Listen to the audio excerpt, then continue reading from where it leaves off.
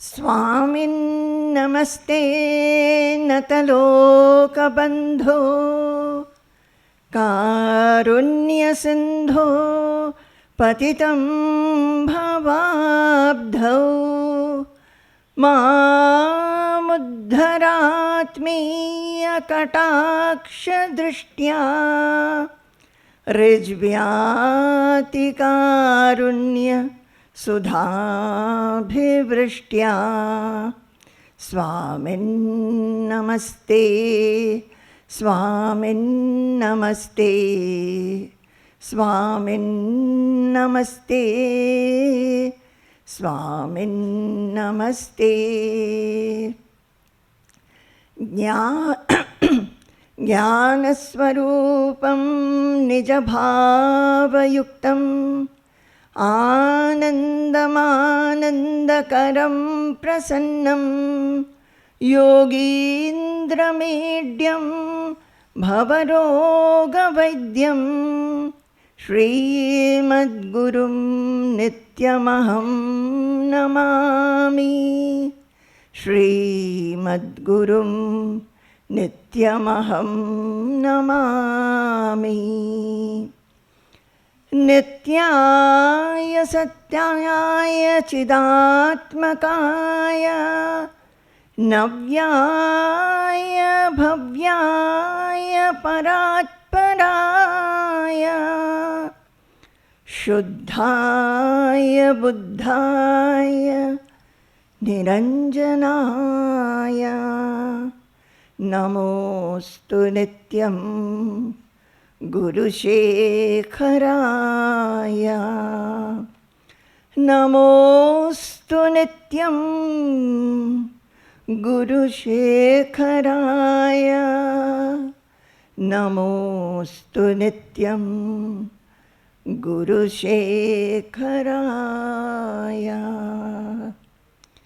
जय गुरु, जय गुरु, जय गुरु।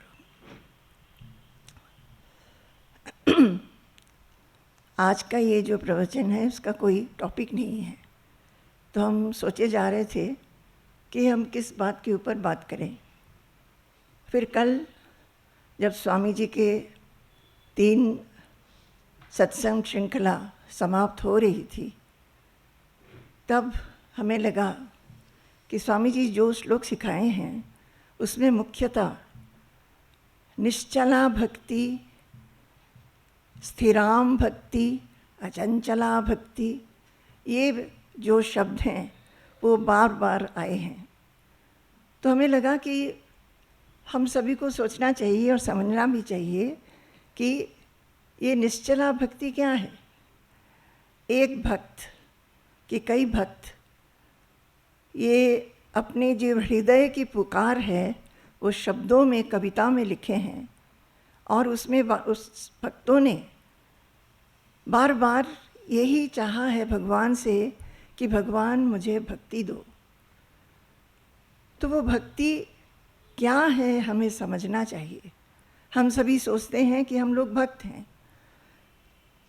ज़्यादातर हम बचपन से ही भक्ति करते हैं, अपने बड़ों को भक्ति करते हुए देखा है, पूजा करते हैं, पाठ करते हैं, मंदिर जाते हैं, और सभी के घरों में ज़्यादातर एक सुबह उठ के दीपक जलाना, कुछ पाठ करना, ये सब एक प्रथा है। तो ये होते हुए भी एक भक्त जो कि भक्ति के पथ पे काफ़ी आगे बढ़े हैं, वो क्यों प्रार्थना कर रहे हैं कि हमें निश्चला भक्ति दो। तो उसका मतलब क्या है, ये हमें समझना है। तो जैसे हमने ये सीखा श्लोक कल जो सीखा था, नास्था धर्मे न वसुनिचये नैव कामोपभोगे यद्भव्यं तद्भवतु भगवन् पूर्वकर्मानुरूपम् ह्येतत् प्रार्थ्यं मम बहुमतं जन्म जन्मांतरेपि त्वत्पादाम्भोरुहयुगगता निश्चला भक्तिरस्तु। इसमें क्या बोला था कि मेरे को धर्म से कुछ आग्रह नहीं है, मुझे कोई संपत्ति और पैसा ये सब कुछ से आग्रह नहीं है, भोग करने के लिए कुछ आग्रह नहीं है। हम सोचते हैं कि जैसे जीवन चल रहा है वैसे चलने दो, पर एक प्रार्थना है, एक आग्रह मेरे में है। वो क्या है कि जन्म जन्मांतर में आपके चरण कमल युगन में मेरा निश्चला भक्ति हो। उसी तरह आपको याद होगा कि हम लोगों ने ये भी श्लोक पढ़े थे जिसमें था कि भवद्भक्ति में व स्थिराम देहि मह्यम। बोल रहे हैं कि आप, हे भगवान, आप जो हैं वो बहुत बड़ा दाता हैं, और ये जो समय है वो बहुत ही एक उचित समय है, यथार्थ समय है। और दान करने के लिए क्या चाहिए? दाता होना चाहिए, दान पात्र होना चाहिए, और समय भी उपयुक्त होना चाहिए। वो सभी इकट्ठे आया है, और दान पात्र जो है वो हम हैं। हमें दान करिए। क्या दान करेंगे आप? तो वो प्रार्थना कर रहे हैं, भवद भक्ति में व स्थिराम देहि, मुझे स्थिर भक्ति दीजिए। क्या बोला? एक श्लोक में निश्चला भक्ति, एक श्लोक में स्थिर भक्ति, एक ही हुआ ना। तो ऐसा करके और भी श्लोक हैं जो कल स्वामी जी सिखा नहीं पाए। तो उसमें भक्ति तो हम समझ रहे हैं, भक्ति सचमुच में क्या है?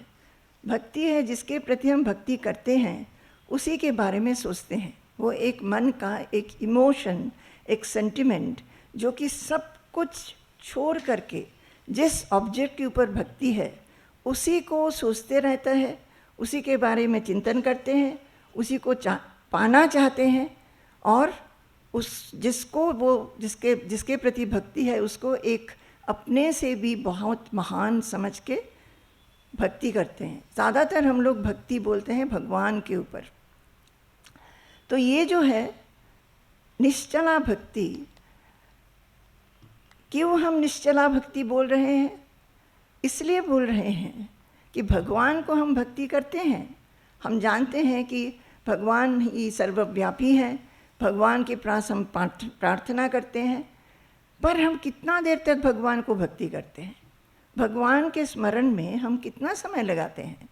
वो सुबह उठ के थोड़ा बहुत कर लेते हैं कि आजकल तो वो यूट्यूब वगैरह में सुनने का काफ़ी मौका है, उसमें भी सुन लिया है। ये सारा कुछ करते हैं, पढ़ते भी हैं।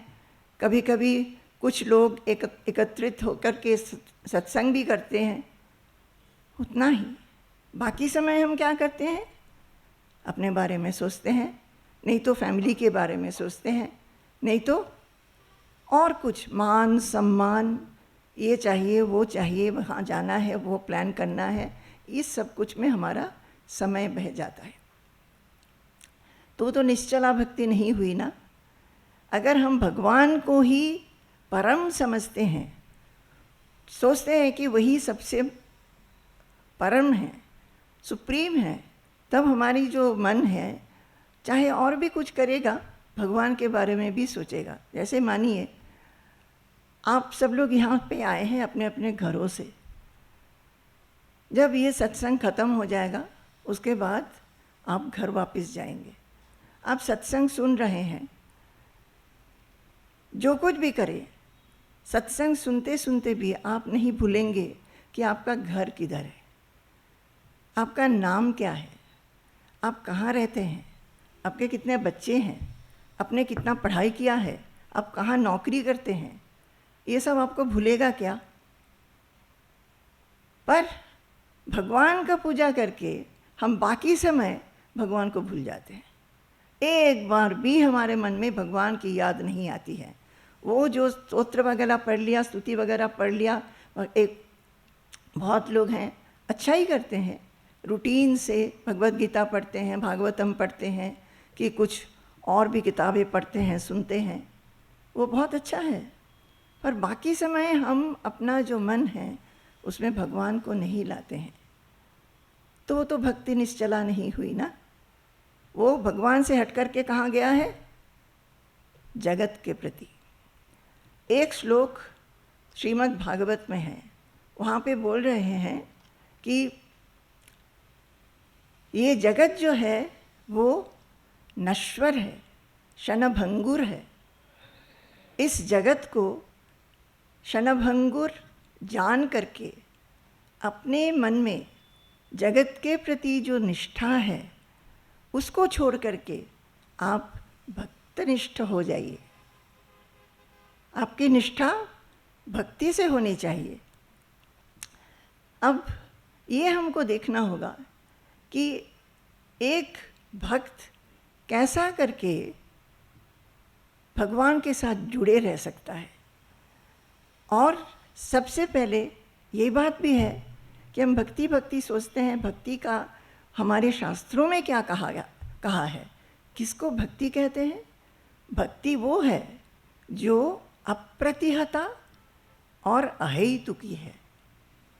इसके मतलब समझे आप? अप्रतिहता, अहेतुकी। अहेतुकी का अर्थ क्या है?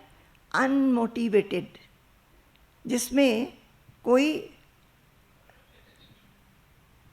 अनमोटिवेटेड क्या है? हाँ, हिंदी क्या है? हाँ, अपेक्षा नहीं होता है। जो भक्ति भगवान से कुछ अपेक्षा नहीं रखता है, निरपेक्ष भक्ति। निरपेक्ष भक्ति क्या है? हम जब भी भगवान की पूजा करते हैं तब क्या करते हैं? पूजा वूजा खूब चढ़ाते हैं और हम सोचते हैं कि भगवान, प्रार्थना हमारा ये होता है कि हमारा सब कुछ ठीक ठाक रहे, यही हमारी पूजा होती है।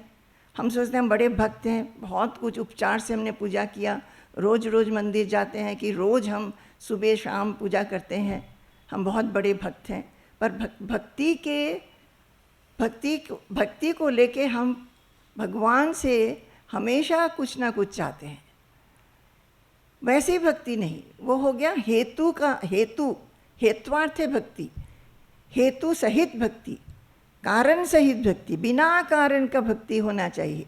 बिना कारण, भगवान आपसे हमको कुछ नहीं चाहिए, कुछ नहीं चाहिए। आपको हम प्रेम करते हैं, आपको पसंद करते हैं, उसीलिए हम आपके बारे में सोचते हैं, उसीलिए हमारे मन में आप हमेशा रहते हैं। जैसे एक माँ है, उसका बच्चा है, वो माँ को किसी को बताना होता है कि बच्चे के बारे में सोचो। वो जैसे ही माँ बन जाती है फिर उसको माँ जैसे बच्चे को देखेगी, वो सारा कुछ उस माँ करने लगती है। उसको नहलाना, खिलाना, पिलाना, खेलना, उसके साथ कपड़े पहनाना, फिर जब थोड़ा सा बड़ा हो जाता है उसको स्कूल में डालना, उसका देखभाल करना, ये सारा कुछ करने लगता है। तो एक भक्त जो है, वो भक्त भी बिना कुछ चाहते हुए भगवान की याद हमेशा मन में रखे। एक इसको बोलते हैं अहेतुकी भक्ति। और अप्रतिहता भक्ति क्या है? अप्रतिहता भक्ति ये है जब हम भगवान के बहुत कुछ, सब कुछ ठीक है, परिवार में सब कुछ ठीक ठाक चल रहा है, हम भक्ति भी कर रहे हैं, पूजा पाठ कर रहे हैं, सब कुछ कर रहे हैं, जब कुछ ऐसी परिस्थिति हो जाती है जो हम चाहते नहीं हैं, कोई दुर्घटना, कोई मृत्यु, कोई ऐसे रोग जिससे जो हम चाहते नहीं हैं पर आ गया है, तब कुछ भक्त लोग ऐसे हैं, तब सोचने लगते हैं भगवान ने मुझे क्यों ऐसा कर दिया, क्यों मेरे पे ये सब डाल दिया। तो उनकी भक्ति कम हो जाती है। निश्चला भक्ति ये है कि भक्ति प्रतिहत ना हो, किसी भी सिचुएशन में, किसी भी परिस्थिति में उसकी भक्ति, अगर भक्ति में बाधा आए, ये भी हो सकता है कि बाधा डाला जाता है। कई लोगों में होता है कि घर के लोग पसंद नहीं करते हैं, सत्संग जाना पसंद नहीं करते हैं, पूजा पाठ करना पसंद नहीं करते हैं, तो वो सब बाधा हुई। तो जब बाधा होती है उसको कहते हैं प्रतिहत भक्ति। जो अप्रतिहता भक्ति है कि कुछ भी बाधा आ जाए, मेरी भक्ति गहरा से गहरा होने लगता है, तो भक्ति इसको कहते हैं। अब ये बात है कि हम तो भक्ति करते हैं, निश्चला भक्ति के लिए बहुत अच्छे हम श्लोक भी सीखे। ये श्लोक जब हम सीखते हैं ना, ये हम कल भी बता रहे थे, स्वामी जी भी बता रहे थे, जो हम श्लोक पढ़ते हैं, ये नहीं है कि आप श्लोक को रटो। अगर रटना नहीं हुआ तो ठीक है, कोई बात नहीं, अर्थ समझिए। श्लोक को पढ़ें और उसका अर्थ समझिए। वो श्लोक जो है ना, एक एक शब्द क्या है, जिन साधकों ने, जिन भक्तों ने साधना किया है, जो भक्ति के पथ पर आगे बढ़े हैं, उनके जो अनुभव है, उपलब्धि है, उसको उन्होंने भाषा में प्रकाश किया है। वो एक एक शब्द उनकी एक्सपीरियंस है, उसी लिए लिखा है। तो जब हम उसको पढ़ते हैं, हमको उस अर्थ में डूब जाना चाहिए। जैसे मानिए, ये निश्चला भक्तिरस्तु, ये आप सब सिर्फ नहीं पढ़ना सिर्फ नहीं है। इसमें ये निश्चला भक्तिरस्तु, निश्चला भक्तिरस्तु, उसका अर्थ क्या है? मुझे निश्चला भक्ति हो जाए। उसको बार बार बोल के मन की जो अशांति रहती है ना, हमारे मन में हमेशा अशांति है। आप अगर ख्याल करेंगे तब देखेंगे मन में हमेशा क्रिस क्रॉस हमेशा कुछ ना कुछ चलता है। भगवत गीता में बोला है 16 चैप्टर में कि जो मनुष्य हैं उनके दिमाग में हमेशा चिंता और थॉट्स चलते ही रहते हैं, और वो कब नाश होता है, कब वो समाप्त होता है? जब उसको देह गिरती है तब। जब तक देह रहता है तब तक वो दिमाग में ऐसा करके थॉट्स आते ही जाते हैं। और हम क्या चाह रहे हैं? हम शांति चाह रहे हैं, निश्चलत्व चाह रहे हैं। तो ये जो एक भक्त ने एक श्लोक में लिखा है, प्रार्थना किया है कि हे भगवान मुझे निश्चला भक्ति दो, तो निश्चला भक्ति के लिए वो 2 शब्द निश्चला भक्ति बोल के उसमें डूब के वो जो निश्चलत्व है उसको अनुभव करना चाहिए। कुछ समझ में आ रहा है? उसके लिए क्या चाहिए? अपने आप में थोड़ा समय देना चाहिए। आप कुछ भी करें, हो सकता है कि आप बाज़ार जा रहे हैं, हो सकता है आप खाना बना रहे हैं। अगर आप ऑफिस में मन लगा के कुछ काम कर रहे हैं तब तो नहीं कर सकते, पर बहुत सा समय है जब हम अकेले रहते हैं। हम तो हमेशा सभी जगह बोलते हैं कि हमारे पास बहुत समय होता है। एक समय वो है जब हम नहाते हैं, कोई डिस्टर्ब करने वाला नहीं है। जब हम कपड़े पहनते हैं, कोई डिस्टर्ब नहीं कर पाता है। उस समय हम क्या सोचते हैं? आप सभी बोलिए, एक जना हाथ उठा के बोलिए, उस समय आपकी चिंता क्या होती है? भगवान की होती है? निश्चला भक्ति की होती है?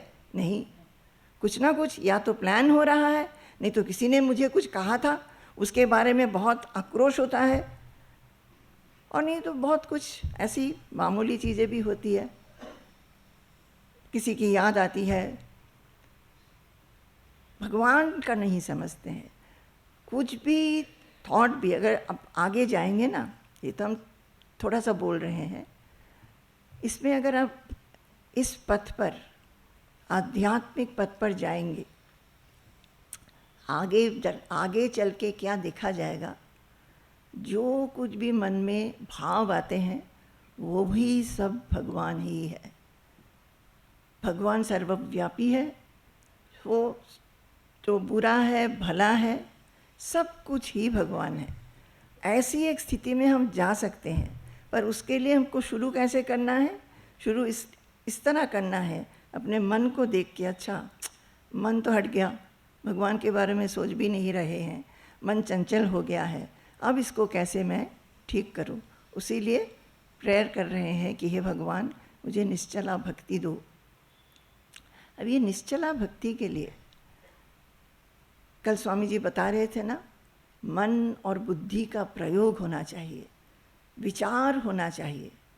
हम सभी भक्त लोग क्या करते हैं, आप सोच के देखिए, रोज रोज जैसा पूजा करते हैं उसी तरह पूजा करते ही जा रहे हैं। सुबह उठ के वही एक चीज़ करते ही जा रहे हैं।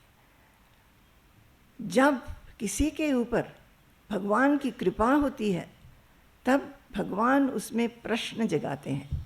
क्या प्रश्न? वो तब सोचने लगता है, अरे हम रोज़ एक ही चीज़ कर रहे हैं, एक ही पाठ पढ़ रहे हैं, एक ही जैसे दीप जला रहे हैं, पर ये करते हुए, ये सब करते हुए मुझे अच्छा भी लगता है, पर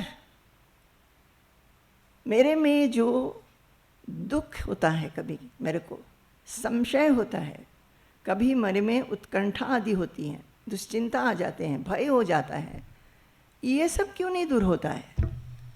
हम तो इतना पूजा वूजा कर रहे हैं, पूजा करते हैं, कई लोग तीर्थ यात्रा करते हैं, उपवास करते हैं। जब भगवान की कृपा होती है तब मन में ये प्रश्न आ जाता है, इतना कुछ करते हुए भी हमारे में मन में जो विचलन है वो क्यों नहीं जाता है? जाने के लिए क्या करना चाहिए? तब भगवान ने ही हमको बताया है कि हम तो सोच रहे हैं हम भगवान को पूजा करके भगवान को बहुत प्रसन्न कर रहे हैं।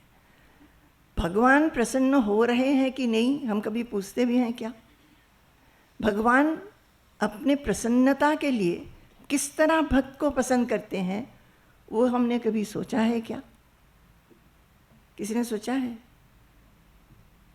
किस तरह भक्त, किस प्रकार के भक्त को भगवान पसंद करते हैं, ये भी तो जानना चाहिए ना। हम सोच रहे हैं हम बहुत बड़े भक्त हैं, हमने खूब पूजा दिया है, इतना बड़ा सा पूजा किया था, ये लाए थे, वो लाए थे, इतने लोगों को बुलाए थे, इतना सजाया था, बहुत बड़ा पूजा कर लिया और भगवान को बहुत प्रसन्न कर दिए। पर जब भगवान की ही कृपा होती है तब उस भक्त के मन में ये प्रश्न आ जाता है कि भगवान प्रसन्न हुए हैं क्या? मेरे को क्या करना चाहिए ताकि भगवान प्रसन्न हो जाए?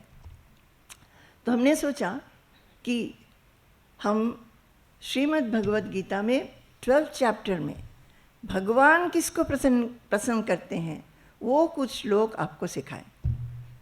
वो हो गया प्रैक्टिकल, समझ में आया?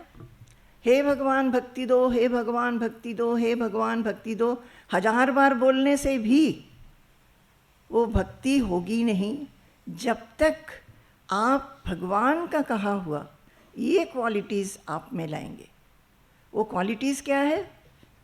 12th चैप्टर भगवद गीता में बोला है। कौन किसको बोल रहे हैं? अर्जुन को श्री कृष्ण बोल रहे हैं। श्री कृष्ण क्यों बोल रहे हैं? क्या हुआ था महाभारत के युद्ध में? सबको पता है। अर्जुन ने बहुत बड़ा तपस्या किया और तपस्या के बाद बहुत सालों तक तपस्या किए। वो लोग वनवास में रहे, अज्ञातवास में रहे, तपस्या करके उसको खूब अच्छे अच्छे बहुत शक्तिशाली अस्त्र भी मिले अर्जुन को और युद्ध करने के लिए तैयार थे। युद्ध शुरू हुआ और शंख बजाया गया। तब अर्जुन बोले कि कृष्ण कौन थे? अर्जुन के सारथी। वो बोले, हे कृष्ण, हम थोड़ा देखना चाहते हैं कि हमें किसके साथ युद्ध करना है, हमारे साइड में कौन है और कौरवों के साइड में कौन है। मेरा जो रथ है वो आप बीच में लाके रखो। जब बीच में लेके गए, कृष्ण तो मन में हंस रहे थे क्योंकि आगे क्या होने वाला कृष्ण को मालूम है। जैसे ही अर्जुन ने देखा कि ऑपोजिट साइड में उसके अपने पितामह भीष्म हैं, जिनके गोद में वो खेलते थे, जिन्होंने उसको खिलाया पिलाया है, वो पितामह भीष्म को अभी युद्ध में उसको मारना होगा। जो टीचर से, गुरु से उसने अस्त्र विद्या सीखा है, उस द्रोणाचार्य के साथ उसको युद्ध करना होगा। और सिर्फ वही नहीं, सारे जो 100 भाई हैं कौरव के साइड में, सबको मारना होगा। और भी बहुत सारे अपने जान पहचान वाले राजा, ये सब बंधु, सबको विनाश करना होगा। तब उसको लगा ये क्या कर रहे हैं हम, एक राज्य के लिए हम क्यों युद्ध करेंगे। और एकदम उनके मन में संशय छा गया, शोक छा गया और वो भयग्रस्त हो गए, शोकग्रस्त हो गए। उनका मुंह सूख गया, हाथ कांपने लगे, गांडीव गिर गया, वो खुद भी बैठ गए रथ के ऊपर। फिर कृष्ण ने, और कृष्ण से उन्होंने कहा कि मेरे को समझ में नहीं आ रहा है, मेरे लिए श्रेय क्या है। ये जो प्रश्न है अर्जुन ने जो किया था वो सबके लिए है। बहुत बार ऐसा होता है हमारे जीवन में जो हम समझ नहीं पाते कि हमको क्या करना चाहिए, कौन सा पथ में चलना चाहिए।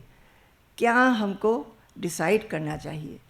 तो वो बोले कृष्ण को, कृष्ण अब तक तो हम तुम्हारे साथ अपने बंधु के जैसे व्यवहार करते थे, अब शिष्य जैसे हम पूछते हैं, आप मेरे को गुरु जैसे उपदेश दे दो कि मेरे लिए क्या श्रेय है, जीवन में मेरे लिए श्रेय क्या है, उसके बारे में आप बताओ। तो कृष्ण बताते ही रहे हैं।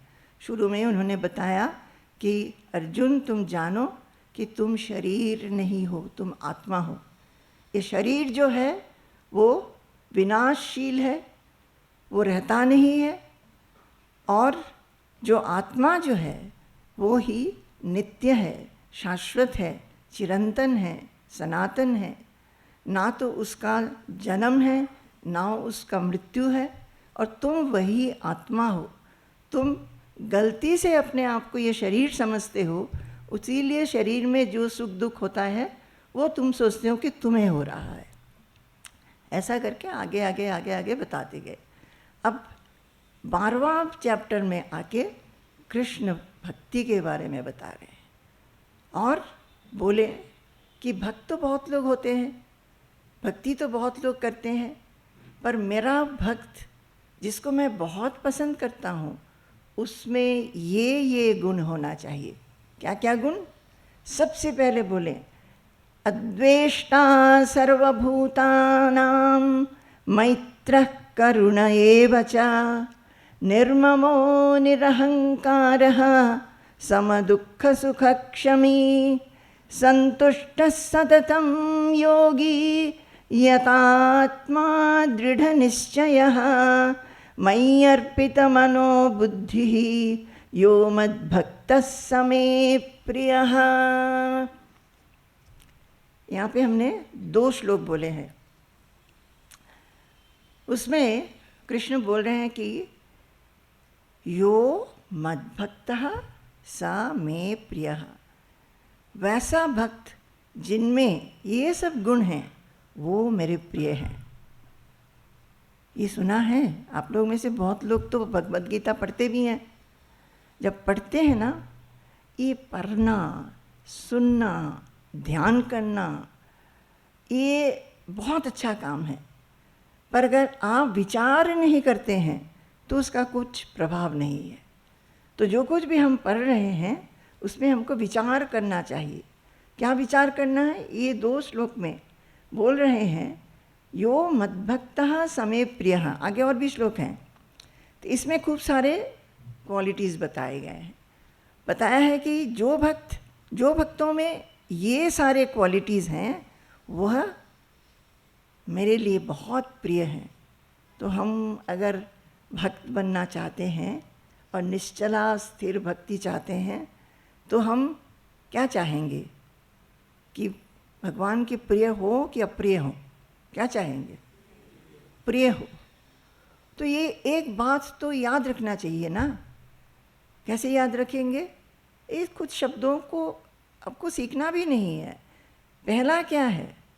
अद्वेष्टा सर्वभूतानां, सर्वभूतानां अद्वेष्टा, सब प्राणियों को जो द्वेष नहीं करता है, जिसमें कोई भी प्राणी के लिए द्वेष भाव नहीं है। अब आप देखिए, आप कोई भी एक हाथ उठाइए, इसको फुलफिल करते हैं आप? हाँ, कोई करता है? कोई नहीं करता है। सभी के मन में किसी ना किसी के प्रति द्वेष भाव, घृणा भाव, क्रिटिसिज्म, ब्लेम, फॉल्ट फाइंडिंग, नहीं तो थोड़ा बहुत ग्रम्बलिंग, ये होता ही है। तो पहले ही फेल हो गए ना हम लोग। पर अगर हमको प्रिय होना है तो सबसे पहले तो हम कहेंगे आपको पहले सोचना है कि आपका एम क्या है। आप सचमुच भी प्रिय होना चाहते हैं कि नहीं चाहते हैं? तो आप कहेंगे प्रिय होके क्या होगा? कृष्ण को तो देख भी नहीं पाते हैं, भगवान को तो देख भी नहीं पाते, उनका प्रिय बन के मुझे क्या लाभ होगा? ये भगवद गीता अगर पढ़ेंगे ना, ऐसी अच्छे अच्छे श्लोक हैं। भगवद गीता में बोला है, 6 चैप्टर में बोला है, यम लब्ध्वा चापरम लाभम मन्यते नाधिकम ततः। पहले का मतलब क्या है? जिसको पा करके, जिस स्थिति को पा करके मुझे लगेगा कि मेरे को इससे अधिक और कुछ नहीं चाहिए। समझ में आया? सब पाना हो गया है। हम लोग को हमेशा लगते रहता है कि ये चाहिए, वो चाहिए। बहुत अच्छा कुछ मिलने से भी थोड़ी देर के लिए, बस कुछ देर के लिए हमें एक फुलफिलमेंट होती है कि जो चाहे थे वो मिल गया है। उसके बाद लगता है कि ये पुराना हो गया है। नहीं तो भय होता है कि इसको अभी खो देंगे, नहीं तो लगता है कि कोई चोरी करके ले जाएगा। क्या हुआ? एंग्जाइटी शुरू हो गया, फियर शुरू हो गया। तो इसमें बोल रहे हैं ऐसी स्थिति है जिस स्थिति को पा करके आपको लगेगा कि मुझे और कुछ पाना ही नहीं है, सब कुछ तृप्त हो गए हैं हम। और ऐसी स्थिति में यस्मिन् स्थितो न दुःखेन गुरुणापि विचाल्यते, जिस स्थिति में रह करके कोई बहुत भारी एक दुख भी आ जाए, बहुत भारी दुख, उससे हम विचलित नहीं होंगे। ये सबको तो चाहिए कि नहीं चाहिए? हम भयभीत रहते हैं हमेशा, सब चीज़ों में हमको डर है। अरे देखिए ना, ये छोटे छोटे बच्चे, इस बार हम खूब इनको उत्साह दे रहे हैं कि चलो तुम लोग सबको एज हो गया, तुम जो छोटे छोटे हो थोड़ा काम करो। सब गुड़िया बन के बैठे खड़े रहते हैं, हटते ही नहीं है। क्या डर लगता है? किस चीज़ का डर लगता है? किसी ने अगर कमेंट कर दिया, कमेंट का डर लगता है कि हमने अगर कुछ काम किया, वो अगर ठीक नहीं हुआ तो हमको अगर किसी ने कह दिया तुमने ठीक नहीं किया, वो सुनने में भय लगता है। So everything is full of fear. Everything is full of fear. तो हम ये जो एक स्थिति है, ये स्थिति क्या है? ऐसी स्थिति में हम जा सकते हैं। कृष्ण अर्जुन को समझा रहे हैं, और अर्जुन को सिर्फ समझा नहीं रहे हैं, अर्जुन के थ्रू मानव जितने भी उसके बाद हुए हैं सबको समझा रहे हैं। ऐसी स्थिति भी है, मन को हम वहाँ ले जा सकते हैं जहाँ पे पहुँच करके हमें लगेगा कि और कुछ चाहना नहीं है, इससे अधिक कुछ चाहना है ही नहीं। और उस स्थिति में रह करके चाहे कुछ भी भारी दुख हो जाए, हमें उसका कुछ अफेक्टेशन नहीं होगा। हमको लगता है हम सभी को वो ज़रूर प्राप्त करना चाहिए, क्योंकि जीवन में सुख दुख की लहरें आती हैं, आते ही रहते हैं। कुछ पता नहीं कब क्या होगा। खूब अच्छा से सब कुछ चल रहा है, पर अगले मोमेंट में क्या होगा कुछ नहीं जानते हैं। एक हमारी भक्त हैं, स्वामी जी के भक्त हैं, वो एक दिन मुझे बोल रही थी, माँ मुझे बहुत डर लगता है। क्यों? अब मेरे जीवन में सब कुछ ठीक है, बच्चे बड़े हो गए हैं, उनके जॉब्स लग गए हैं, उनकी शादी हो गई है, हमारे मायके में सब कुछ ठीक है, हमारे ससुराल में सब कुछ ठीक है। अब हमारा डर ये है कि अगर कुछ हो जाए तो हम क्या करेंगे। So this is the fear. चाहे हम कितना भी पैसा कमा लेते हैं, फियरलेसनेस नहीं कमा सकते, निर्भयत्व नहीं कमा सकते। बैंक में जाके नहीं मिलता, दुकान में जाके नहीं मिलता, कहाँ से मिलेगा ये सब जान करके। तो कृष्ण बोल रहे हैं, तुम अगर हमारे भक्त होना चाहते हो, और कृष्ण क्यों बोल रहे हैं मेरा भक्त बनो? कृष्ण के ये सचमुच के अगर निश्चला भक्ति हम तो ये कहेंगे कि हम निश्चला भक्ति चाहते हैं। ऐसा नहीं है कि कल ही हमें मिल जाएगा, उसके लिए थोड़ा प्रयास करेंगे, प्रयत्न करेंगे, धीरे धीरे वहाँ पहुँचने का कोशिश करेंगे। और वो पहुँचने के कोशिश में कृष्ण ने जो कुछ भी क्वालिटीज़ बताई हैं उसको पाने की कोशिश करेंगे। ठीक है? कैसे हम जानेंगे कि हम निश्चला भक्ति हमको हो रहा है कि नहीं हो रहा है? जब ये क्वालिटीज़ हम देखेंगे कि हमको थोड़ा बहुत हमारे में आ रहा है। तो अद्वेष्टा सर्वभूतानां, जैसे अगर कुछ भी किसी के साथ डिफरेंस ऑफ ओपिनियन हो गया, एक दूसरे के साथ आइडियाज़ मैच नहीं कर रहे हैं, हर एक ग्रुप में वो होता है ना, एक बोलेगा कि नहीं ये ठीक है, दूसरा बोलेगा वो ठीक है, फिर इकट्ठे काम नहीं कर सकते। अद्वेष्टा सर्वभूतानां, सिर्फ मनुष्य नहीं, किसी भी क्रीचर को, किसी भी प्राणी को द्वेष नहीं करना। मैत्रः करुण एव च। मैत्रः क्या है? मैत्री, मैत्री है, बताइए क्या है? सबके साथ दोस्ती। मैत्रः करुण एव च। अद्वेष्टा सर्वभूतानां मैत्रः क्या है? सबके साथ दोस्ती, फ्रेंडशिप, प्रेम और करुणा, करुणा दया, सबको दया करना चाहिए, प्रेम करना चाहिए। और वो हम कब कर सकते हैं? जब हम अपने आप को ना विस्तृत करें। हम प्रेम करते हैं अपने परिवार से करते हैं, कि परिवार के साथ जुड़े हुए और भी लोग होते हैं उनसे करते हैं, पर सबको करना चाहिए। उसीलिए तो कहते हैं कि वसुधैव कुटुंबकम। और ये सब ना हमको बोलते हुए ये अच्छा लग रहा है कि जब हम अपने एक छोटी सी परिवार की गंडी से विस्तृत हो जाते हैं, जैसे मानिए कि ये आश्रम है, कि एक सेंटर है, सबके लिए हम कुछ कर रहे हैं, तब मन में दूसरों के प्रति एक प्रेम होता है। अच्छा, इसने खाना खाया है, सत्संग आए हैं, बहुत दूर से आए हैं, इनको खाना खिला दो, ये बहुत दूर जा रहे हैं, प्रसाद दे दो, कि ये सुन पा रहे हैं कि नहीं, ये सब करो। सबके लिए सोचना, और सबके लिए सोचना जो है वो सिर्फ जो जिनको आप जानते हैं उनके लिए नहीं, दूसरों के लिए जिनको आप जानते भी नहीं हैं उनके लिए सोचना, उनके प्रति करुणा। फिर निर्ममः निरहंकारः। निर्ममः, ये निर्ममः का मतलब क्या है? हमारी बहुत आसक्ति है। एक है हम अपने आप को ये शरीर समझते हैं, मेरा नाम ये है, मेरी क्वालिटीज़ ये हैं, क्वालिफ़िकेशंस ये हैं, हम फलाने जगह पे रहते हैं, इतने यहाँ इस परिवार ये है, बच्चे इतने हैं, हमारा भविष्य ये है, पुराना पास्ट ये है। ये जो लिमिटेड हमारी शरीर के साथ, मन बुद्धि के साथ एक लिमिटेड एक आइडेंटिटी है जो परिवर्तनशील है। अब मानते हैं ना, शरीर का भी परिवर्तन होता है, मन का भी परिवर्तन होता है, बुद्धि की भी होती है, ईगो को भी होती है।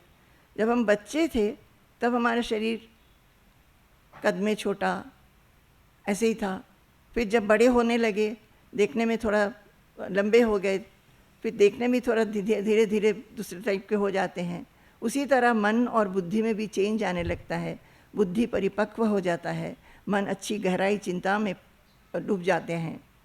सो ये शरीर, मन, बुद्धि सभी में चेंज होता है और आत्मा में चेंज नहीं होता है। यही शुरू से बताया गया है कि आपका जो स्वरूप है वो आत्मा है, जिसमें कोई भी परिवर्तन नहीं होता है।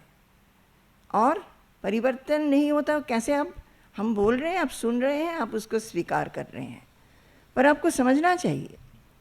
कैसा करके आप समझेंगे?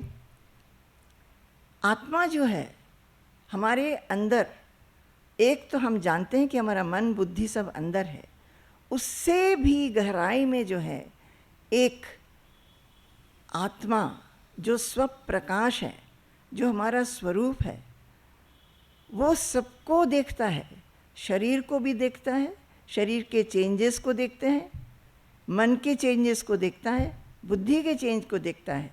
कैसा करके? जैसे आपको ज़रूर मन में, अगर आप बैठ के कहीं पे सोच रहे हैं कि जब मैं 5 वर्ष की थी तब हम अपने माँ के साथ वहाँ गई थी, आप सोच रहे हैं ना? आप उस समय आप कितने बड़े थे, क्या कर रहे थे, कहाँ जा रहे थे, कोई एक दृष्टा देख रहा है। उसी तरह जब आप 15 साल के थे 25 साल के हुए, 35 साल के हुए, उस समय आपकी शरीर कितनी ऊंची थी कि हम अपने आपके पास क्या क्या चीज़ें थे, आपके मन की भावनाएं कैसी थी, आपकी बुद्धि कैसी थी। कोई एक जना तो समझ जाता है ना कि ये ऐसे ही था। जो समझ रहा है उसको कहते हैं साक्षी। वो साक्षी अंदर जो है वो आत्मा है, और वो साक्षी में कोई चेंज नहीं है। कैसे नहीं है? क्योंकि उसमें चेंज नहीं है, उसीलिए वो बाकी चीज़ों का चेंज को देख पाता है। एक एग्जाम्पल से बताते हैं। जैसे ये घड़ी है, घड़ी में 2 कांटे हैं और 1 सेकंड का भी है, 3 है चलो, और उसका एक बेस है। बेस में क्या लिखा है? 1 2 3 4 12 तक, ठीक है। अगर अभी 7:45 बजा है, वो एक कांटा जो है वो 8 के पास है, एक 9 के पास है, क्योंकि इसके पीछे जो बेस है वो उसमें कोई चेंज है नहीं, उसीलिए हम बोल पा रहे हैं कि वो 7:45 है। मानिए वो भी घूमता तो हम बोल सकते थे क्या? उसीलिए आत्मा जो है वो शाश्वत है, वो चेंज रहित है, उसमें कोई परिवर्तन नहीं है, वो सब कुछ को देखता है। शरीर का जो चेंज, मन का जो चेंज, बुद्धि का जो चेंज, और इस जगत में जो कुछ भी चेंज हो रहा है वो उसको देख सकता है। और ये आत्मा के साथ जब हम सो जाते हैं ना, हमारी युक्तता हो जाती है। जब हम गंभीर स्लीप में डूब जाते हैं, उठ के हम क्या बोलते हैं? बहुत अच्छी तरह सोए थे। अरे हम तो सो गए थे। कैसे करके पता कि हम सोए थे कि कहाँ चले गए थे? कुछ पता है? फिर हम कैसे बोलते हैं?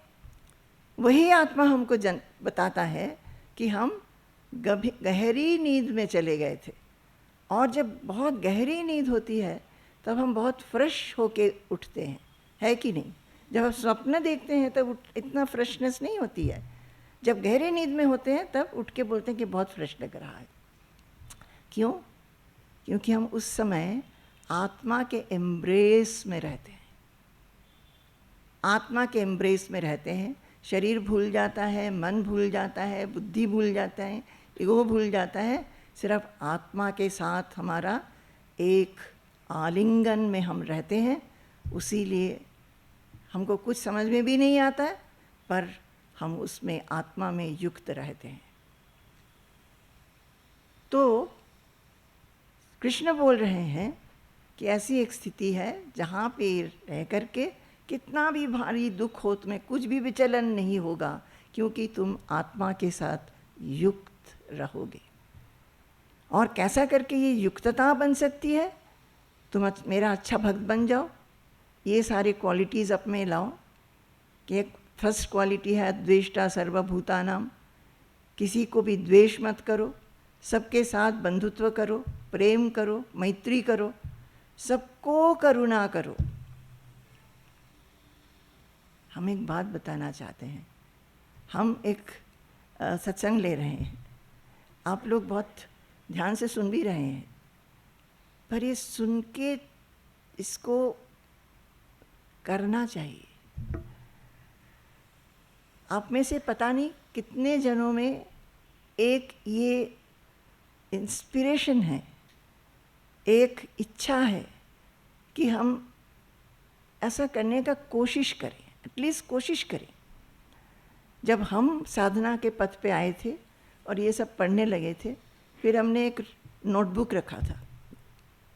नोटबुक में एक एक क्वालिटी लिख लिया था, और एक एक दिन जैसे 1 2 3 करके, मानिए अभी नवंबर है, नवंबर में 1 2 3 करके हर एक दिन में हम देखते थे कौन सा क्वालिटी में हम आगे हुए हैं, कौन सा क्वालिटी में हम फेल हो गए हैं। और जिस दिन फेल हो गए तब लगा कि नहीं, अगले दिन तो ठीक करना चाहिए। क्यों फेल हो गए? अच्छा, द्वेष्टा सर्वभूतानाम, आज तो मेरे मन में मैंने प्रकाश नहीं किया, पर उसके साथ बात करते हुए मेरे मन में उसके प्रति बहुत गुस्सा आ रहा था।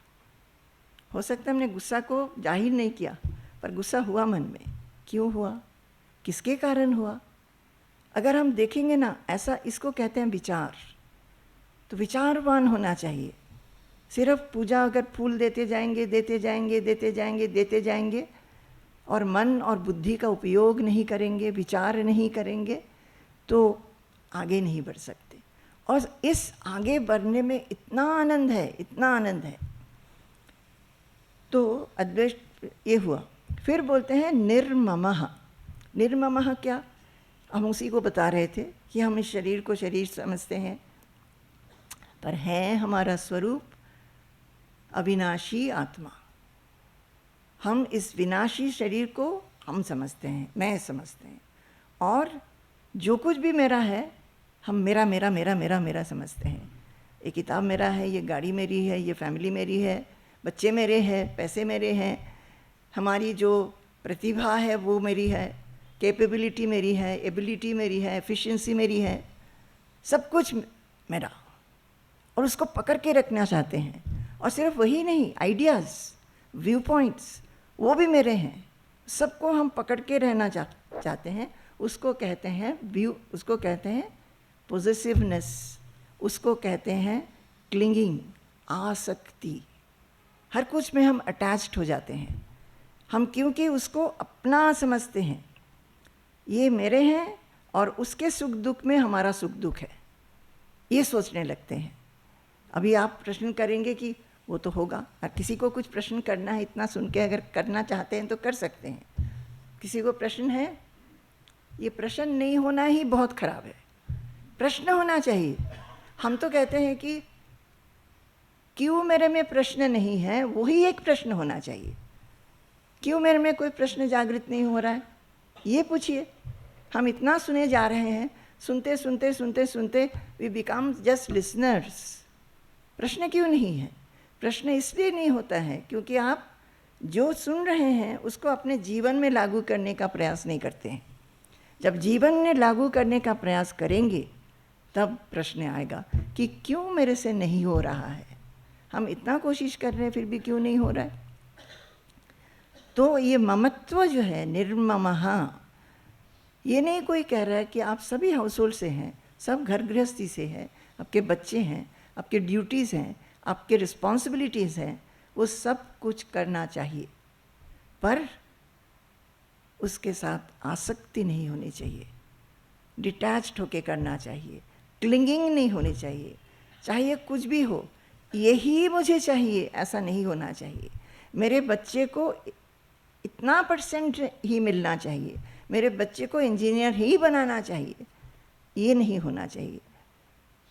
और पर उसी के कारण हमारे में जो दुख होता है ना, क्योंकि हम हमेशा एक्सपेक्टेशंस में रहते हैं।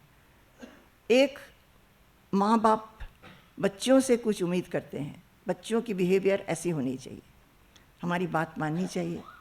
हस्बैंड वाइफ दोनों, हस्बैंड चाहते हैं कि ये वाइफ ऐसा बिहेव करे, वाइफ चाहती है कि मेरे हस्बैंड मेरे साथ ऐसा बिहेव करे। फ्रेंड्स में भी ऐसा होता है, बहुत बार ऐसा होता है ना, बंधु विच्छेद हो जाता है। क्यों? क्योंकि एक्सपेक्टेशन के बराबर नहीं हुआ। तो ये एक्सपेक्टेशन जो है वो ये ममता के कारण होता है। हम हमेशा एक्सपेक्टेशन में फंसे रहते हैं। तो कृष्ण क्या कह रहे हैं? सब कुछ करो पर एक्सपेक्टेशन मत रखना। एक शास्त्र है, उसमें लिखा है अगर तुम्हें एक्सपेक्टेशन ही करना है, आशा ही रखनी है, उम्मीद ही करना है, तो ये उम्मीद करो कि तुम उम्मीदवार ना बनो। मुझे किसी चीज़ की उम्मीद ना हो, इस चीज़ की उम्मीद में रहो, किसी कुछ नहीं चाहिए। हमारे स्वामी जी बहुत बार बोलते हैं I am nothing, I want nothing. तो ये एक बोलने में भी ना इतना फ्रीडम है कि हम कुछ नहीं चाहिए, कुछ भी नहीं चाहिए। आज एक हमारे स्वामी जी के एक भक्त हैं, वो यूएसए में रहते हैं। उसके पिताजी अकेले रहते हैं दिल्ली में, पिताजी बीमार हैं, उनके लिए बहुत अच्छा व्यवस्था उसने कर दिया है, अटेंडेंट्स है, नर्सेज हैं, ये सब हैं। तो बीच बीच में ना स्वामी जी को अपने पिताजी का हेल्थ अपडेट देता रहता है। Is a very close devotee, हम पिताजी को भी जानते हैं। तो आज एक उसका हेल्थ अपडेट आया है, वो मुझे बहुत अच्छा लगा। वो पिताजी, उसके नर्सेज वगैरह उसके पिताजी को वो ना भूल जाते हैं, जैसे होता है ना बूढ़े लोग भूल जाते हैं, दोबारा एक ही बात दोबारा बोलते हैं, पर बहुत अच्छे बात कर रहे हैं जो कि एक भक्त को करना चाहिए।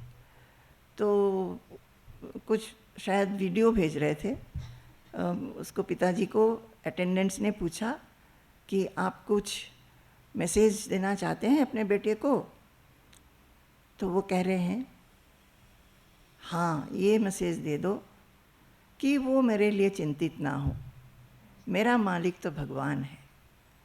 You know, I had tears in my eyes, tears in my eyes. ऐसा ही सोचना चाहिए, मेरे मालिक तो भगवान है, भगवान आप मेरे हैं और मैं आपका हूँ। हम ये भगवत गीता पढ़ पढ़ के हमें यही सिर्फ लगा है, एक ही सेंटेंस हमको सिर्फ सीखना चाहिए, बोलना चाहिए और दोहराना चाहिए और उसको अनुभव करके बोलना चाहिए कि भगवान मैं आपका हूँ, आप मेरे हैं, और कुछ नहीं। क्योंकि भगवान है ही। आप ये सब पढ़ेंगे ना, हम तो एक थोड़ा 4 लाइन पढ़ रहे हैं, अब अगर यहाँ पढ़ेंगे तो भगवान कितने महान हैं। वो कहते हैं अहम सर्वस्य प्रभवः मत्तः सर्वं प्रवर्तते। ये 10th चैप्टर ना, ये 10th चैप्टर में है। बोल रहे हैं कि भगवान बोल रहे हैं कि मेरे से ही सब कुछ का उद्भव हुआ है। ये पूरा जो पृथ्वी है, जगत है, जगत में हम भी हैं ना, ये सब कुछ मैंने सृष्टि की है। मत्तः सर्वं प्रवर्तते, और जो कुछ भी जो कोई कर रहा है वो सब कुछ मैं ही करा रहा हूँ। ये सिर्फ 10th चैप्टर का एक पाठ कर लिया ये नहीं है, इसको समझना है। और जिस दिन समझेंगे उस दिन आश्चर्य हो जाएंगे। सच में एक बच्चा का जन्म होता है, उसकी माँ गर्भवती हो गई, अब बच्चा बड़ा हो रहा है कि बड़ी हो रही है। वो माँ जो है, गर्भवती माँ, वो खाना खाती है। हो सकता है उसके माँ बाप उसको बहुत अच्छी तरह देखभाल कर रहे हैं, अच्छे खाना खिला रहे हैं। उस माँ का या तो उसके माँ के जो पेरेंट्स हैं, किसी का कंट्रोल है वो बच्चा हेल्दी होगा कि इंटेलिजेंट होगा, बच्चा वीक होगा कि अनइंटेलिजेंट होगा, किसी का कंट्रोल है। ये एक चीज़ जो जन्म से हम लोग देख रहे हैं, उसी एक बात को हम अगर अच्छी तरह समझ जाए, पूरा कर्तृत्व हमारा चला जाएगा। किसी चीज़ में हमारा क्या कर्तृत्व है, ये हम बात कर रहे हैं। हम सोच सकते हैं कि हम बहुत अच्छी तरह बात कर रहे हैं। कहाँ पे बात कर रहे हैं? ये CIRD का हॉल में। ये हॉल किधर है? भूमि पे है। हम किस चीज़ से बात कर रहे हैं? अपने मुंह से बात कर रहे हैं, जिह्वा से बात कर रहे हैं। ये मेरा शरीर किसने दिया है? मैंने तो नहीं उसको बनाया, मेरे माँ बाप ने भी नहीं बनाया, कोई भी नहीं बना सकता है। मेरी माँ ने खाना खाया था कि उनकी ब्लड से मेरी पुष्टि हुई थी, और धीरे धीरे हम बड़े हो गए। तो जो कुछ भी कर्म हम कर रहे हैं, हमारे शरीर में क्या है? शरीर है, हमारे हाथ पैर हैं, कान है, आँख है, ये सब है। और क्या है? हमारी जो मन है, बुद्धि है, सेंस ऑर्गन्स हैं, ये सब कुछ जो है, ये किसी का निर्माण हमने नहीं किया। हम सर्वस्य प्रभवः, भगवान बोल रहे हैं कि मैंने ही किया है, और मैंने ही सब कुछ को प्रवर्तित किया है अपना काम करने के लिए। जैसे इस विश्व में सूर्य सुबह उदय हो जाते हैं, अस्त हो जाते हैं शाम को, फिर चाँद भी निकलता है, चाँद अस्त होते हैं, कितने सारे सितारे उतारे, कितने नक्षत्र, कितना कुछ है। और फिर क्या है, ऋतुएं हैं, एक के बाद एक के बाद एक के बाद एक के बाद ऋतु आते रहते हैं। उसी ऋतु के फूल आते हैं, फल आते हैं, हम लोग उसको उपभोग करते हैं। ऐसी तरह एक मनुष्य भी, कोई भी प्राणी भगवान ही चला रहे हैं। और उन्होंने बाद में क्या कहा, यत प्रवृत्तिर्भूता, नहीं उठा कौन, हृद्देशे अर्जुन तिष्ठति, ईश्वर सर्वभूतानां हृद्देशे अर्जुन तिष्ठति भ्रामयन् सर्वभूतानि यंत्रारूढ़ानि मायया। बोले हम भगवान के रूप में तुम्हारे अंदर हैं, और सभी प्राणी में हम ईश्वर के रूप में अंदर हैं, और हम सभी को चला रहे हैं, जैसे कि कोई यंत्र को कोई चलाता है, उसी तरह। तो ये सिर्फ सुनना नहीं है, इसको समझना है। और समझ के आप क्या करोगे, अभी समझ लिया, समझ में आ गया, अब समझने के बाद क्या करना है, हर एक कर्म क्षेत्र में, अच्छा हम ऐसा सोच रहे हैं क्या, जैसे हम मानिए एक हम फल काट रहे हैं, ठीक है, हमने फल ले लिया, एक एप्पल ले लिया, एक छुरी ले लिया, ये हाथ किसने बनाया है, मैंने नहीं बनाया। ये एप्पल किसने बनाया है, आप में से किसी ने नहीं बनाया। छुरी किसने बनाया, आप कहेंगे कि वो फैक्ट्री से बन के आया है। हाँ ठीक है, फैक्ट्री से जो लोहे की छुरी है, वो लोहा किसने बनाया, वो कहाँ से मिला, धरती के अंदर से मिला। स्टील बना है पर आयरन ओर से बना है। तो पंचभूत जो है, सभी का सोर्स आप देखोगे कि वो पंचभूत है। क्या क्या है, खम वायु अग्निम सलिलम मही। खम क्या है, आकाश, वायु है वायु, और अग्नि जल और भूमि। इसी से सब कुछ उत्पन्न हुआ है, हमारा शरीर, सभी प्राणी, जगत में जो कुछ भी है। तो अगर हम आप जब कुछ भी सब्जी काट रहे हैं, फल काट रहे हैं, बहुत मन से काटते हैं, जिसको बहुत प्यार करते हैं, हो सकता है आपका बच्चा स्कूल से आएंगे, आप फल खिलाओगे, बच्चे के बारे में इतना सोचोगे, इसको खिलाएंगे, इसको शरीर को पुष्टि देगी, सोचिए ना, कोई हार्म नहीं है। सोचिए, ये भी सोचिए कि अच्छा ये फल तो मैंने नहीं सृष्टि किया, ये फल जिसने सृष्टि किया है उसके बारे में थोड़ा सोच लें, कैसा करके किया है। और हमको बहुत कृतज्ञता भी होनी चाहिए कि हमको ये दे रहे हैं। कईयों को तो आप दे भी नहीं रहे हैं, हमको आपने खाने को दिया है, पढ़ने को दिया है, पहनने को दिया है, सिर के ऊपर छत भी दिया है। हे भगवान, आपका करुणा कितना है। अगर हम आपका एक बहुत बड़ा भक्त बनना चाहते हैं, तो हम सबसे प्यार करेंगे, सबके प्रति करुणा करेंगे। 1, 2, 3 एप्पल अगर अपने बच्चे को देते हैं तो 10 एप्पल जाके दूसरों को दे दीजिए। कुछ बच्चे आए थे हमारे घर में, हमारे आश्रम में, तो एक्चुअली उनके जो उनकी मदर्स आर स्वामी जी शिष्या, तो उनके छोटे छोटे बच्चे हैं। एक 8th में पढ़ती है, एक क्लास 3 में पढ़ती है। तो हमारे पास आए, उनके माँ आए थे हम लोग के, मेरे से बात करने। तो बच्चे भी आ गए, तो हम बोले अच्छा तुम लोग को क्या बोले, तुमको एक स्टोरी बोलते हैं। और मेरे मन में कोई स्टोरी आ ही नहीं रहा था उस समय। हम बहुत कोशिश कर रहे थे कुछ भी एक स्टोरी सुनाए, उनको स्टोरी ही नहीं आ रहा था। फिर हमने एक स्टोरी बताया, वो स्टोरी हम आपको सुनाते हैं। वो जमशेदपुर की स्टोरी है। जब हम लोग CIRT के लिए लैंड देख रहे थे ना, तब तिवारी जी वगैरह लैंड देखते रहते थे। और जब स्वामी जी आते थे तब 2-3 लैंड हम लोगों को दिखाने के लिए ले जाते थे।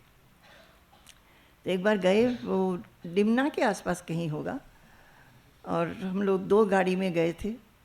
कहीं पे जाके रुके, वो एकदम सुनसान जगह है, कुछ नहीं है उधर, ऊंचा नीचा ऐसी जगह में कैसे आश्रम बनेगा, सभी लोग सोच रहे थे। और उन दिनों में हमारी नीज़ बहुत ख़राब थी, तो हमसे और आगे नहीं जाया गया।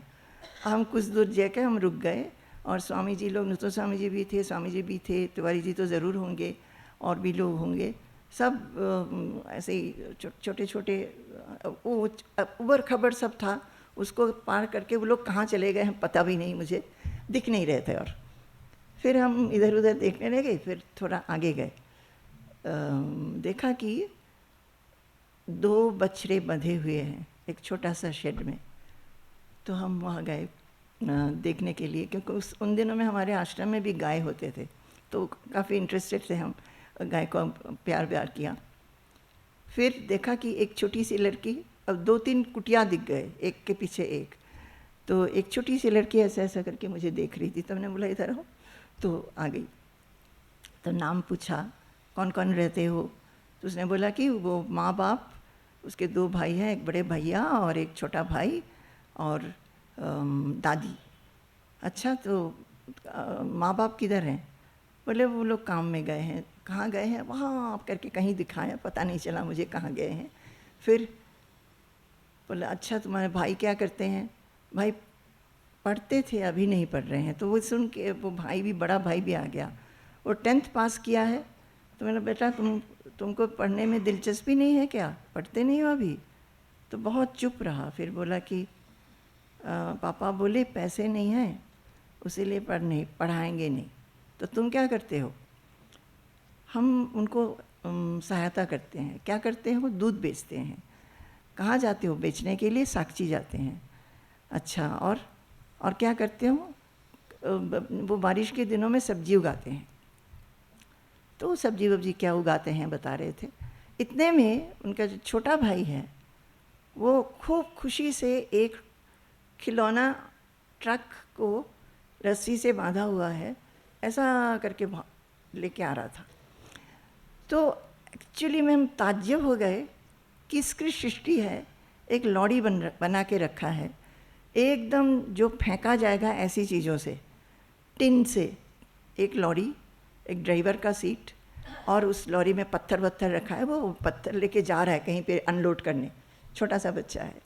और फिर हमको दिखा रहा है, खूब खुश।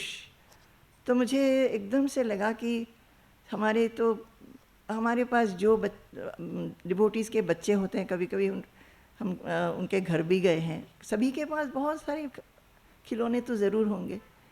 इसको देखो, और सभी एक खिलौने के बाद माँ बाप भी देते हैं, वो भी चाहते हैं, एक के बाद दूसरा, फिर दूसरे के पास तीसरा। इसको देखो, एक खिलौना जिससे वो इतना खुश है, वो संतुष्टि की कोई तुलना नहीं है। और कोट के बटन से ना उसका पहिया बनाया हुआ है, कोट पता नहीं क्या कहाँ से मिला कोट का बटन, उसको लेके खूब ऐसा ऐसा ऐसा ऐसा करके।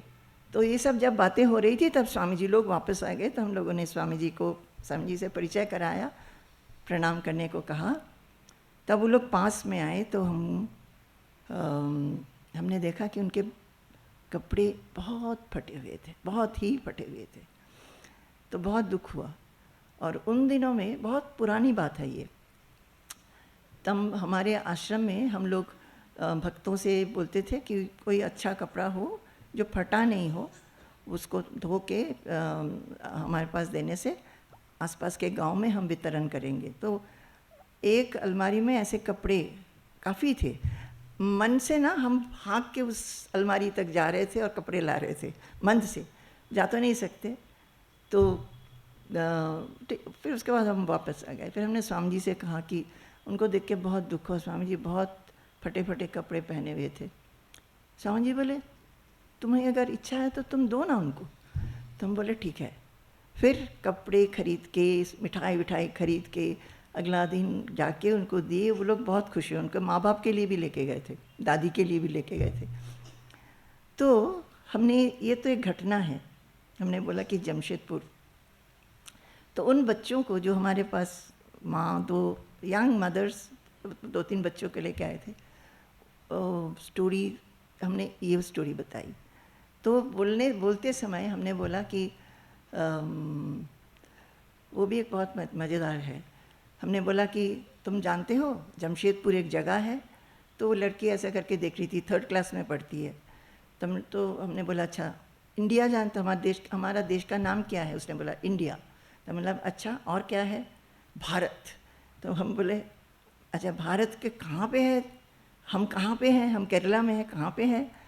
तो वो बोल नहीं पा रही थी। फिर हम अपने फ़ोन से उसको मैप दिखाए। हम बोले देखो हम लोग साउथ वेस्ट में हैं और तुम चेन्नई से आए हो, तुम साउथ ईस्ट में हो। अब देखो ये जमशेदपुर ईस्ट में है। तो जमशेदपुर दिखा दिया। फिर हमने बोला जमशेदपुर क्यों नाम है जानते हो? फिर थोड़ा बहुत जमशेदपुर का हिस्ट्री बता दिया उसको। और फिर हम बोले इसलिए तुमको बताया कि ये जो स्टोरी हम बताने जा रहे हैं वो जमशेदपुर में हुआ था। तो that is how I started. फिर हम उसको बोले हमने क्यों ये स्टोरी तुम्हें बताया? तुम्हारे पास तो बहुत खिलौने हैं ना। हाँ, तुम माँ को सताते होगे कि और चाहिए और चाहिए। हाँ, अब देखो इस लड़के के पास एक ही है, कितने खुश। तो तुम एक काम किया करो, अब के बार से जब तुम्हारी जन्मदिन होगी ना तो तुम माँ को बोलना कि मेरे को एक ही खिलौना देना, और बाकी खिलौना बाकी मिठाई जाके कोई भी और जिनके पास नहीं है उनको दे देना। करोगी ना? And she said yes I will do it. तो यही बात है, बच्चों को सिखाना चाहिए कि हमारे पास है, दूसरों को दो, दूसरों को दो। ये गीता में भी सर्वभूत हिते रताः, इसीलिए हम लोग दान सत्र भी करते हैं। सबको तो नहीं दे पाते हैं ना, कितने लोग गरीब हैं, कितने लोग पढ़ाई नहीं कर पाते हैं। एक बार हम लोग दिल्ली में स्वेटर बांटे थे। स्वेटर बांटना बहुत मुश्किल की काम है, इतने सारे साइजेस होते हैं, फिर भी बांटे थे। बाहर जा के देते थे रात को स्वेटर और कंबल। तो किसी ने कहा कि माँ ये आश्रम में जो एक टेलर सिलाई करता है उसको, वो बेचारा चल नहीं पाता है, उसको भी कंबल और स्वेटर दीजिए। तो उसका बेटा आया लेने के लिए, वो तो चल नहीं पाता है। तो बेटे को स्वामी जी दे रहे थे।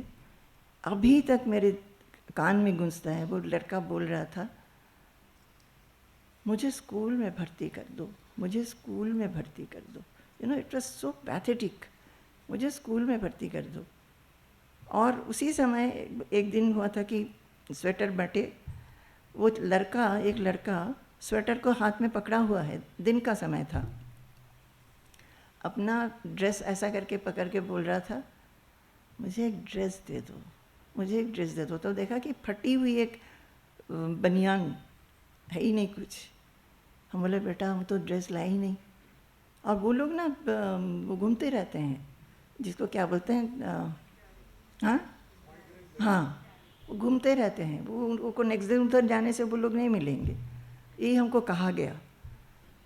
तो ऐसे कितने लोग हैं, हम कुछ कर सबको तो नहीं हम कर सकते हैं, फिर भी जितना कर सकते हैं उतना ही ठीक है।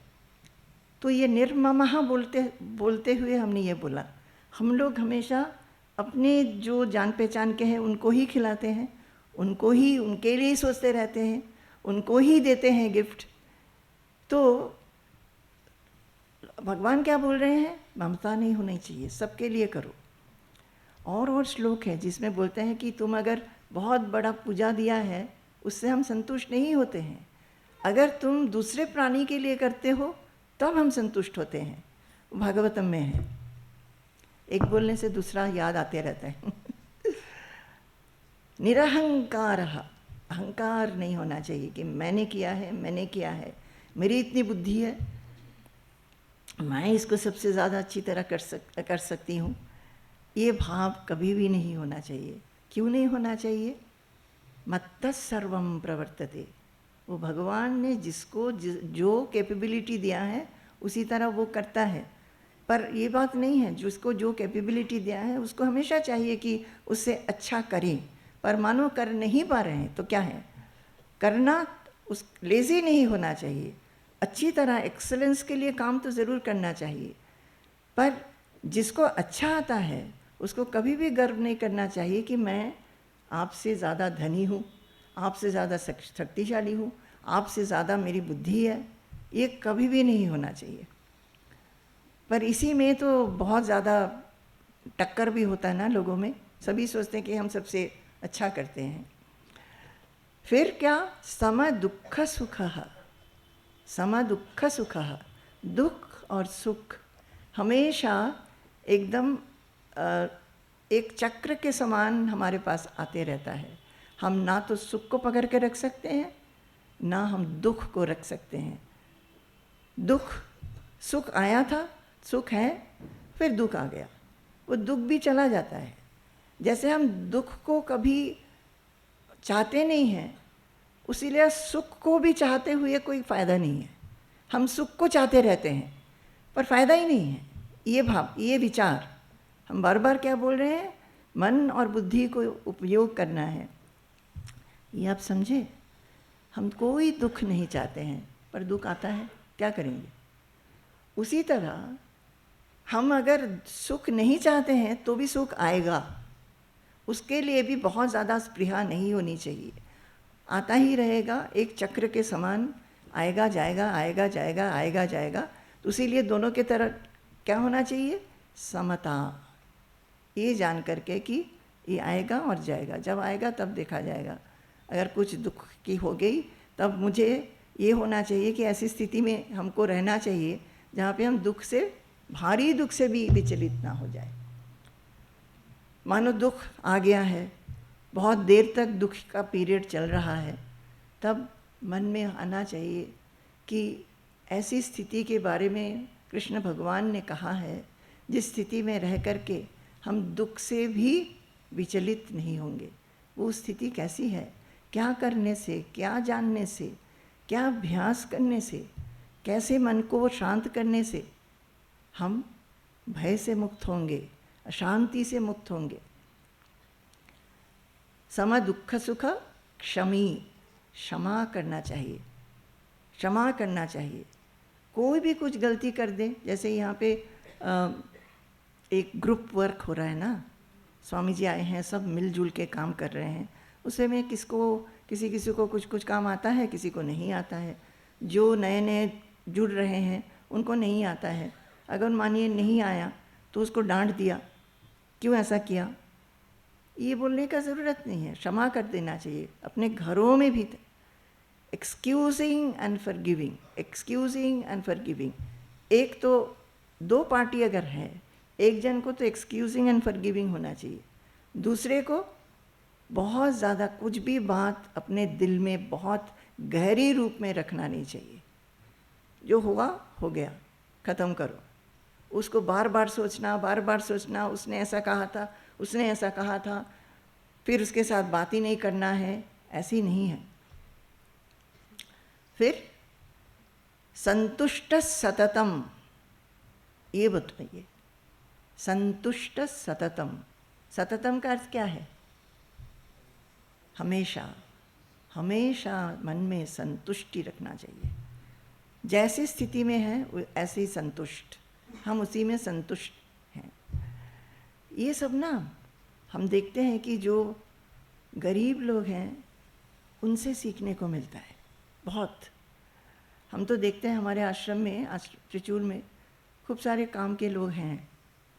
एक लड़की है, उसके पिताजी बहुत बीमार, उसके हस्बैंड बहुत बीमार, और सिर्फ बीमार नहीं, उसका कुछ साइकोलॉजिकल भी है, कभी तो चिल्लाता है, कभी डांटता है, तो बहुत ही परेशान रहती है। और अर्निंग मेंबर सिर्फ वही है। घर में 2 बच्चे हैं, माँ है, पिताजी हैं, हस्बैंड है, तो 5-6 जन हो गए ना, एक वही काम करती है। तो उसके हस्बैंड को इतना कठिन व्याधि हुआ, बहुत पैसा खर्चा हो गया। आप ये सब सुनना चाहेंगे? हाँ, अच्छा लगता है। उसको क्या हुआ, वो उसके जो हस्बैंड है, वो हस्बैंड का पैर टूट गया था, तो उसको प्लास्टर कर दिया। कुछ दिन के बाद वो लड़की बोलती है उनको बहुत दर्द हो रहा है, हम उसको जिला हॉस्पिटल में ले गए। जिला हॉस्पिटल में प्लास्टर खोला तो देखा कि वहाँ पे पस बन गया है, एंड द होल, हम लोग को फ़ोटो भेजा, एकदम हड्डी तक दिख रहा है, पूरा जो मसल्स हैं वो सारा ऐसा हो गया है। तो उसको मेडिकल कॉलेज भेज दिए। मेडिकल कॉलेज में उसका चिकित्सा हो रही थी, फिर थोड़ा बहुत ठीक होने के बाद, पर बहुत ठीक नहीं हुआ था। एक दिन उसने फ़ोन किया, उस लड़की ने, हमको बोला जा रहा है कि तुम डिस्चार्ज लेके जाओ, बहुत और पेशेंट्स आ रहे हैं, हमको बेड चाहिए। तो हम लोग बोले नहीं, तुम बिल्कुल नहीं जाना जब तक ठीक नहीं होता। फिर दूसरे ही दिन फ़ोन किया शाम को 7:30 बजे कि हम लोग को डिस्चार्ज कर दिया है। अरे तुम कहाँ हो? हम लोग को डिस्ट्रिक्ट हॉस्पिटल भेज दिया, बोले कि वहाँ पे बेड है, तुम लोग वहाँ चले जाओ। तो वहाँ पे वो खड़ी है, वहाँ पे बोला जा रहा है बेड नहीं है, रास्ते पे खड़ी है। तो स्वामी जी को बोले, स्वामी जी को बुलाए। तो स्वामी जी सुने सब। हम लोग वहाँ के डॉक्टर्स को, कई लोग को जानते हैं हम लोग, उनको एक किसी को फ़ोन किया। वो बोले कि no, this is a very it's a very critical case और इसको प्लास्टिक सर्जरी भी कराना होगा, it will be very expensive. इसमें यहाँ पे तो नहीं कर पाएंगे, डिस्ट्रिक्ट हॉस्पिटल में वो एलाइट मिशन में कर पाएंगे, पर it will be very expensive, you know. हम अभी भी याद है, स्वामी जी बैठे थे, नूतन स्वामी जी, नम्रता, हम बैठे थे। स्वामी जी बोले, call her and tell her to take her husband to Elite Mission Hospital. और हम लोग को देख के बोले, let anything happen, we can not neglect her, she is under our shelter. तो उसको ले गए उस हॉस्पिटल में। और राजेश, एक राजेश नाया है, राजेश माया, पिछले बार भी आए थे, इस बार भी आने वाले हैं। राजेश को बोला, फ़ोन किया कि तुम जाओ देखो, उनको दाखिल करो उधर जाके। तो एनीवे, ये सारा इसके पहले की बात है। अभी उसके हस्बैंड तो अभी भी है, ठीक हो गए, पर वो दिमाग का प्रॉब्लम अभी भी है। पिताजी का डेथ हो गया, इतने गरीब है, श्राद्ध भी कैसे करेंगे पता नहीं। तो स्वामी जी ने हेल्प किया। वो श्राद्ध वाद करके जिस दिन आई, प्रणाम करने आई स्वामी जी को, तो हमने उससे पूछा, सब कुछ ठीक ठाक हो गया? बहुत ठीक ठाक हो गया। थोड़े लोगों को बुलाए थे, बहुत अच्छी तरह सबको खिला दिया। You know, I felt that we must learn from that. इतने छोटे से छोटी चीज़ से वो लोग संतुष्ट हो जाते हैं। संतोष, जो संतोष, स्वामी जी एक एग्जाम्पल देते हैं हमेशा कि एक बहुत रिच कोई है जिनकी बेटी की शादी है, वो चाहे 6 लाख खर्चा करके बेटी की शादी दी है, और एक गरीब लोग हैं जो में भी 1 लाख भी नहीं, 50,000 रुपये खर्च करके दिया है। दोनों की संतुष्टि में कोई डिफरेंस है क्या? इस माँ की और उस माँ की जो संतुष्टि है।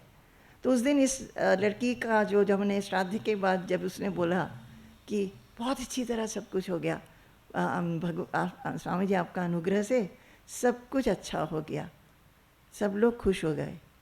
तब हमें लगा कि यही तो स्वामी जी एक जो एग्जाम्पल देते हैं, that actually it is so. कितने लोग तो श्राद्ध वगैरह बहुत अच्छी तरह करते होंगे, इसने इतनी तरह करा, बहुत खुश। तो हमने उससे पूछा एक दिन, तुम्हारा चल रहा है, तुम तो अकेली।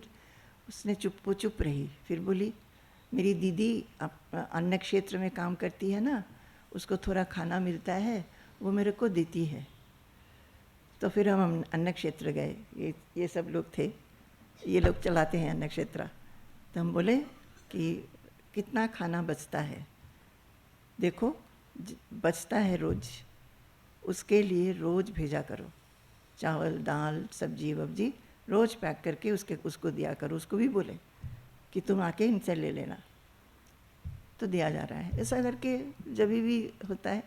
हम यही बताना चाह रहे थे कि कहाँ से कहाँ चले गए, पर एक्सपेंशन, संतुष्ट सततम, ये जो संतुष्टि है, एक तो कुछ नहीं चाह करके, पर दूसरों के लिए करके, एक जो संतुष्टि है उसके आगे और कुछ नहीं है। सततम संतुष्टि। योगी जो हमेशा ही भगवान के साथ युक्त रहता है, नित्य युक्तता, हम इसमें बहुत बोलना चाहते हैं। नित्य युक्तता, ये जो हम पूजा पाठ करते हैं उस समय मन बहुत खुश होता है। अभी पूजा का पूरा समय गया ना, दुर्गा पूजा, लक्ष्मी पूजा, काली पूजा, जगद्धात्री पूजा, उसके बीच में छठ पूजा। पूजा के समय हम लोग को बहुत अच्छा लगता है, पर वो चला जाता है, रहता नहीं है।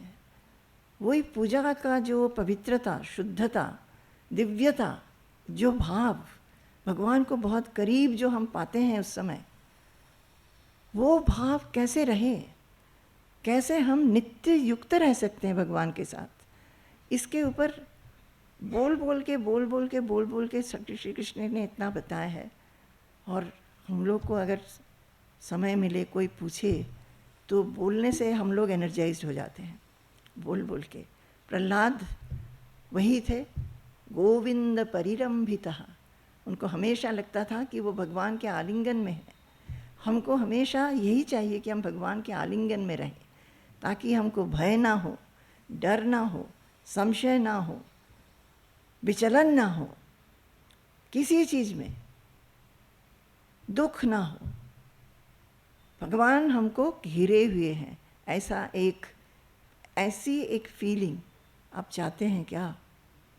चाहते हैं? हाँ, बहुत आसान है। जो चाहता है उसको थोड़ा प्रयास करना पड़ता है। जो पढ़ना चाहा था, स्कूल वूल में दाखिल हो गए, थोड़ा तो पढ़ना पड़ा, एग्ज़ाम देना पड़ा। जिसने नहीं पढ़ा वो फेल हो गया। इसीलिए सबसे पहले चाहना, और चाहेंगे क्यों? जैसे पढ़ाई करने में क्या होता है, एक क्लास से दूसरी क्लास, दूसरे से तीसरी, फिर हम जानते हैं कि हम अच्छी तरह पढ़ेंगे तो कुछ अच्छा लाइन में जा सकते हैं।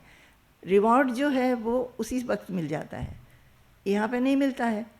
तो थोड़ी देर में लगता है कि क्या, इसके लिए क्यों समय दे, चलो फ़ोन उठा के बात करें किसी के साथ, चलो कहीं पे घूमने चले जाते हैं, चलो जाके कहीं पे सब लोग मिलके खाना खाने बाहर निकल जाते हैं। पर हम बताना चाहते हैं, और अगले जो मेरे क्लासेस हैं उसमें हम बताएंगे कैसा करके काम करते हुए, सोचते हुए, लड़ते हुए, चलते हुए, खाते हुए, पीते हुए, बात करते हुए हम लोग युक्त रह सकते हैं। युक्त रहना है, युक्त रहेंगे। सततम योगी यतात्मा, यही प्रयास, अपना जो प्रयास, प्रयत्न, दृढ़ निश्चय करके। आज हमको सुन के बहुत अच्छा लगा, तो 2-4 दिन हमने ट्राई किया, फिर हमने छोड़ दिया। ये नहीं, दृढ़ निश्चय। जैसे हम लोग हमेशा हर चीज़ में जो हम पाना चाहते हैं उसके लिए दृढ़ निश्चय करते हैं ना। मानो आपको एक घर खरीदना है, तो सेव कर करके एक घर बना लिया। उसके लिए दृढ़ निश्चय था ना, तभी ना घर भी हुआ, गाड़ी भी हुई, फैमिली भी हुई, सबको अच्छा कंफर्ट में रखने लगे हम। दृढ़ निश्चय फैमिली के प्रति होती है, दृढ़ निश्चय भक्ति के प्रति, भगवान के प्रति नहीं रहता है। कैसे रहा जाएगा, ये सब कृष्ण बता रहे हैं। और फिर बोले हैं, मयि अर्पित मनोबुद्धि ही। इसको पाने के लिए ये ना, हम दृढ़ निश्चय करने से भी वो एक रूटीन बन जाता है।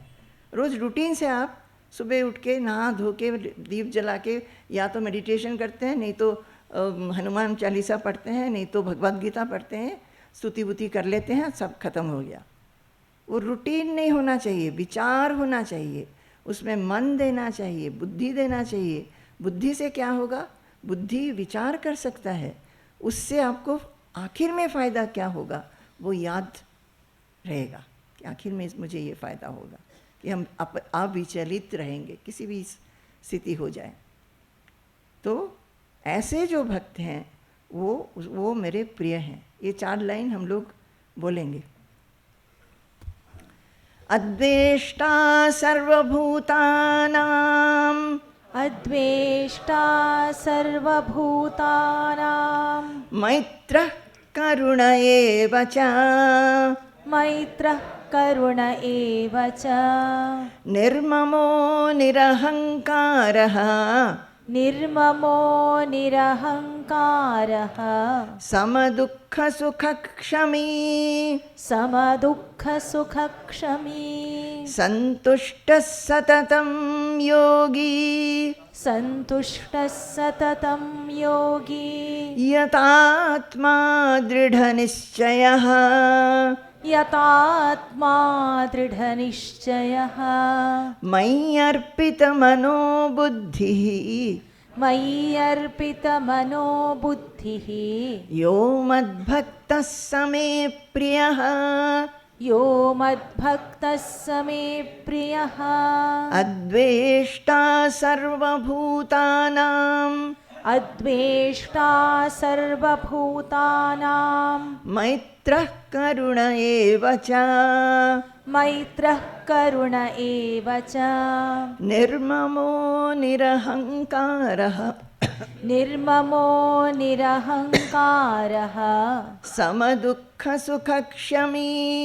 समदुःखसुखक्षमी सन्तुष्टः सततं योगी सन्तुष्टः सततं योगी यतात्मा दृढनिश्चयः यतात्मा दृढनिश्चयः मयि अर्पितमनो बुद्धिः मयि अर्पितमनो बुद्धिः यो मद्भक्तः स मे प्रियः यो मद्भक्तः स मे प्रियः। इसके आगे और भी है। इतना ही याद रखना है कि हम भगवान के सचमुच के भक्त अगर होना चाहते हैं फिर हमें कुछ भक्त लक्षण अपनाना चाहिए, ठीक है। और हमने जैसा बोला अब वो भी कर सकते हैं, तब पता चलेगा कि आप कितने इंटरेस्टेड हैं। एक पुस्तक लीजिए, नोट पुस्तक, उसमें सारा लिखिए और अपने आप को मार्क्स दीजिए। कोई करेगा? कोई नहीं करने वाला।